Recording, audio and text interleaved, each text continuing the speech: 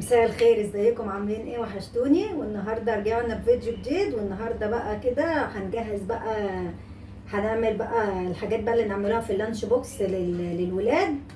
نعمله بقى شويه كده مخبوزات بدل السندوتشات. في ولاد كتير ما بيحبوش السندوتشات، فقلنا بقى نعمله بقى كده هوت ايه، يعني افكار لللانش بوكس للسندوتشات بتاعت الاطفال بتاعت المدارس. كل سنه وحضراتكم طيبين.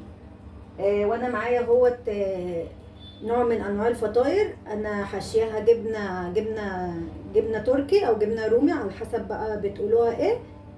شايفين الجمال؟ شايفين من جوه عامله ازاي؟ وطريه وهشه وجميله. العجينه هي هشه وجميله معايا. تعالوا بقى يلا نشوف الوصفه الجميله دي عملناها ازاي. متنسوش بقى تدعموني على صفحه اميره مجدي. بحبكم في الله. معايا هنا 4 كوبايات دقيق مخبوزات، هندخلهم كويس. ذرة ملح، باكت خميرة أو معلقة كبيرة خميرة فورية، معلقة كبيرة سكر. هنقلب بقى كل ده كده، نخلط كل ده مع بعضه. بعد كده هنزل بمعلقتين كبار زيت.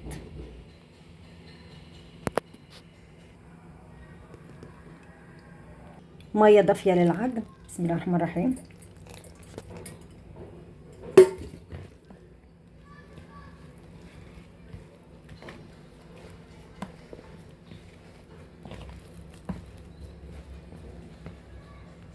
هننزل بقى بالمية حبة بحبة كده لغاية العجينة ما تتعجن معايا.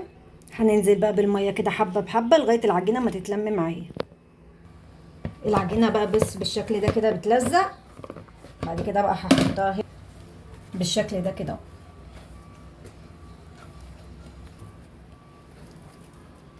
بعد العجينه ما تبقى طريه معايا بقى بالشكل ده كده اهو، بسم الله ما شاء الله، هنحطها بقى في البوله كده ونغطيها بحاجه تخمر. بعد كده بقى هنشتغل بيها.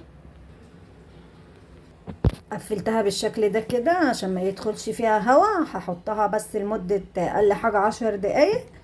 بعد كده نطلعوها نوريكم بقى هنشتغل هنعمل ايه.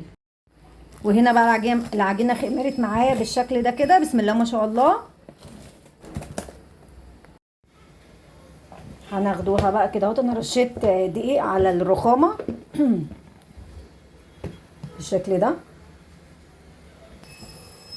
هنكور بقى كده كور، ونحاول نسوي الكور كده كلهم قد بعض بالشكل ده كده اهو.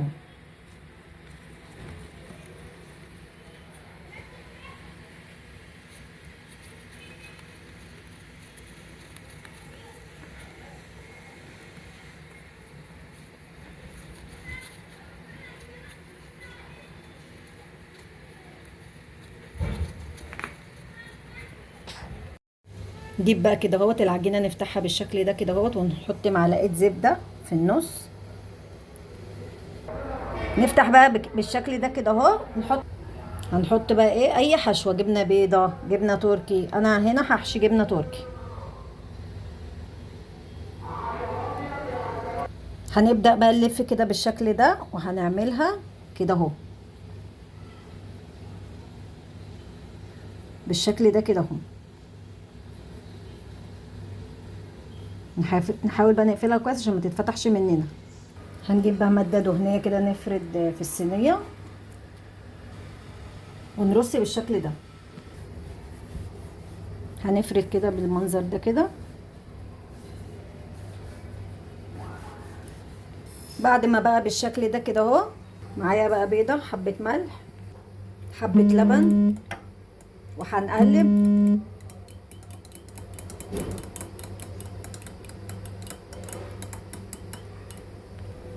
هنجيب بقى كده فرشه وندهن الوش بالشكل ده كده.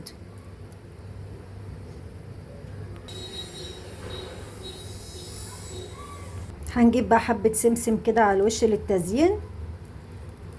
هنرشه بقى بالشكل ده، وهندخله على فرن درجة حرارة مسبقة، على درجة حرارة 200 مسبق بالشكل ده كده.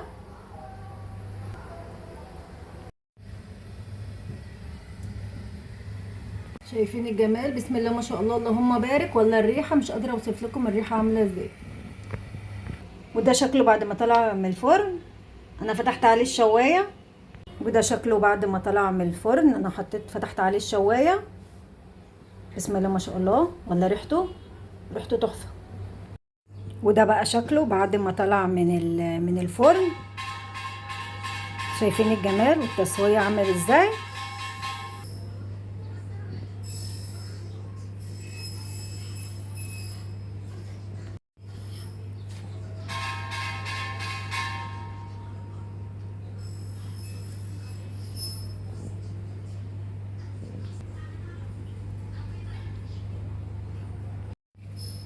وده شكله من جوه.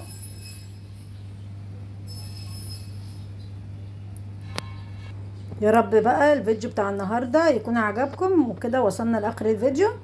ان عجبك الوصفه ما تنساش تدعموني باللايك والشير عشان يوصلكم مني كل جديد على صفحه اميره مجدي وقناه اميره مجدي.